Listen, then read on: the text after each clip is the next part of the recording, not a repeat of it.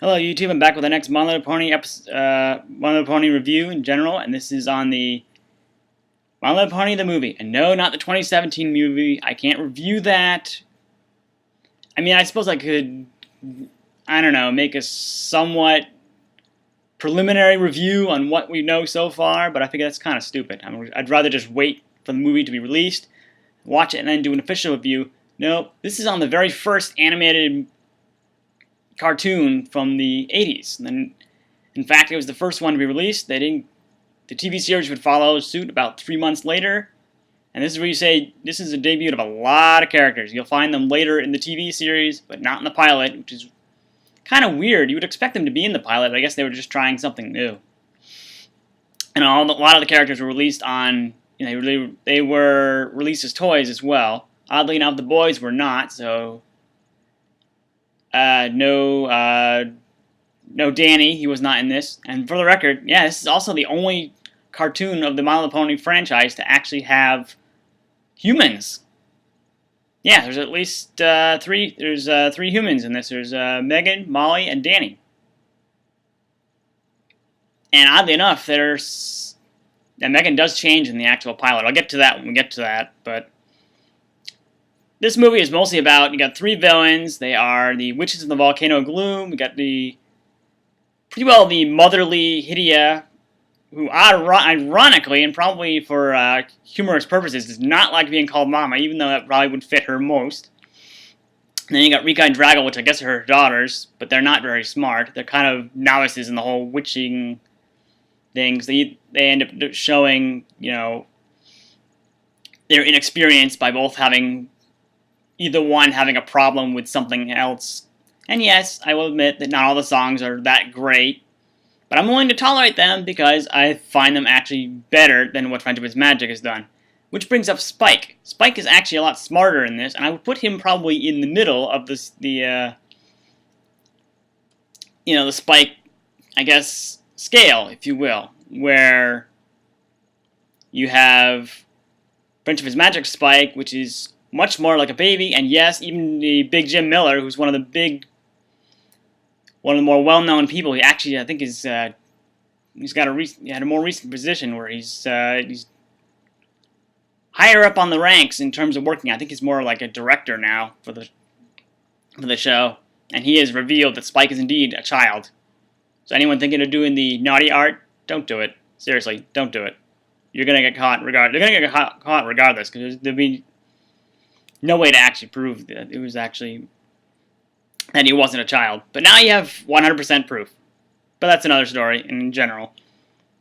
This version of Spike is actually a lot smarter, because he ends up tagging along with Lickety Split when she runs away after she gets scolded for messing up the show. And to be fair, Buttons was at least partially justified, because they've probably been practicing that day in and day out, only to have Lickety Split decide, well, I'm going to do my own thing, and ends up wrecking the entire show. In fact, the audience is in too much hysterics to actually realize that there was a problem.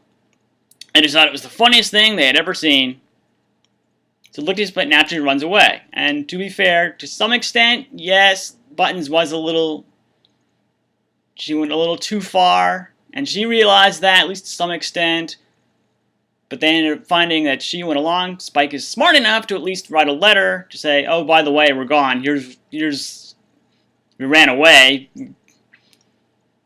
We don't know whether they know. It's obvious they don't know.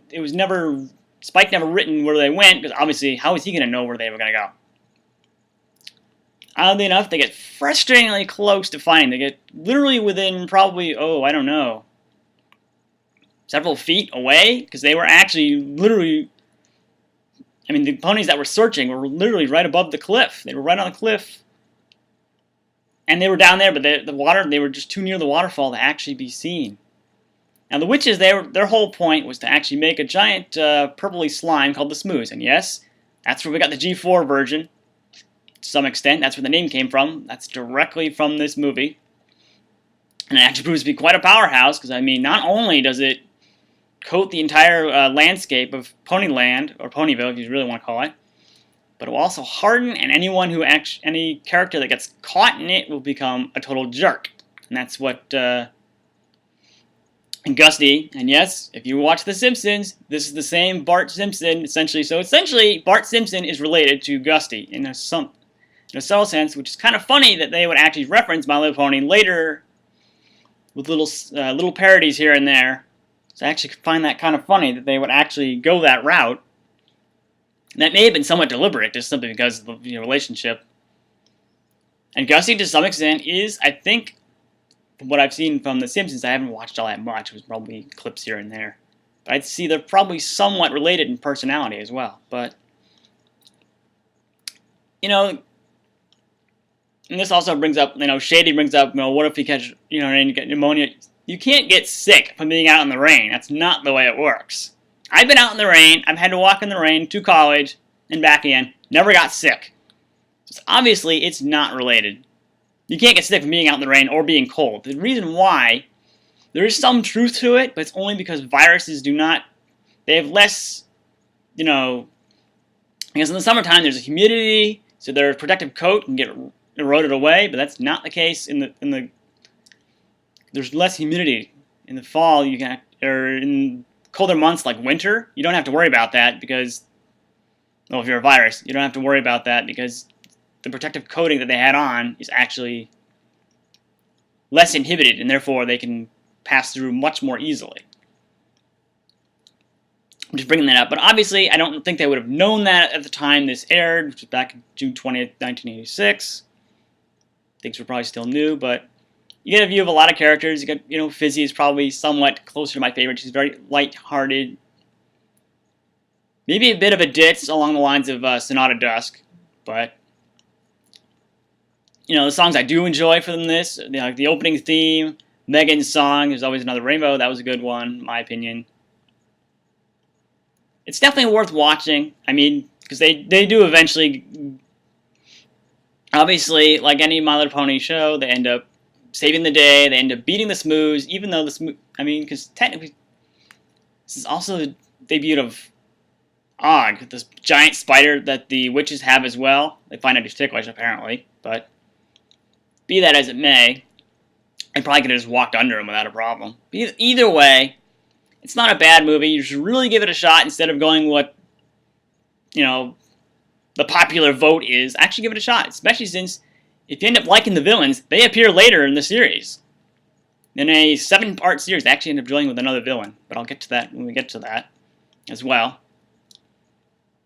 And yeah, it's an hour-and-a-half long movie, but, really, the characters are not that annoying. At least in my view. At least give it a shot. See how it is. Might be worth your while. And if not, maybe the TV series will help you out a little bit better. I actually like the TV series. More so than Friendship is Magic, but again, it's another story. Let's see, is there anything else I want to talk about? I don't think there is. But yeah, it's mostly noteworthy because there are no humans throughout the rest of the... They're not in the... Aside from the TV series, they don't appear in G3, they don't appear in G4 as of yet. It's possible they could appear in the 2017 movie, but I don't think so. And besides, they probably wouldn't have any resemblance. They'd probably be worse than what we have now. Now, it's possible that the reason why it's not included is because they want to try something new, maybe because they didn't work out so well. I don't know, but they were enjoyable in my opinion, at least. We can understand them at least. Danny's a little bit of a jerk, kind of like Teddy from My Little Pony Tales, but not quite. So, yeah, give the movie a shot. It's also on DVD, thankfully, so you won't have to, somehow... It'll be less work for you to actually... It'll be in better quality, too, so... Give it a shot. And that's my review on this... On the very first My Little Pony movie. Thanks.